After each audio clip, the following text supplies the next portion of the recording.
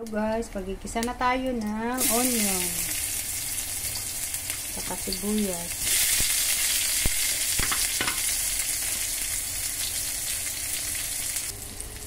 Saka ilagay na natin si kamatis.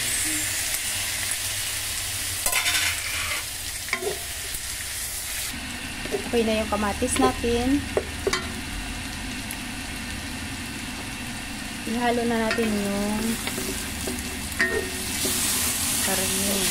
Ito na oyster sauce.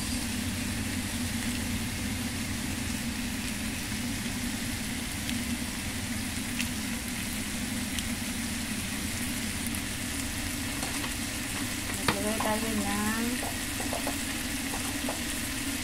paminta.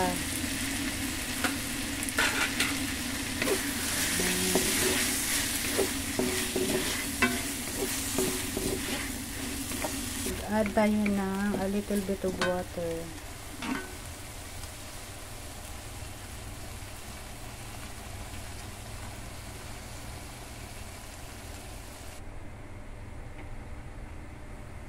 Titingnan na natin guys ang ating niluluto. Ayan na siya guys. Ang sarap tingnan yung sauce niya. Malambot na. And ilagay na natin ito ang nagpapasarap dyan, yung quail egg. Ayan. By the way, naglagay din ako ng soy sauce kasi medyo matabang siya guys. Ayan. Tapos pwede rin siyang lagyan ng konting sugar. It's up to you kung gusto mo ng may konting tamis-tamis. Sa akin, pwede naman lagyan natin ng konting sugar. Pero masarap na talaga siya. Nag-add lang ako ng konting sugar lang. Ayan. Nag-add ako ng konting soy sauce. Guys, ang sarap, promise. Wala akong ibang panimpla nito, kundi yung oyster sauce lang. And soy sauce. Nag-add ako ng konting soy sauce.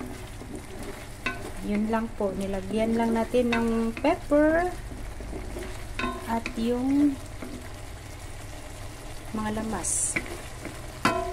Ayan na guys. Malapit nang maluto at malambot na yung karne.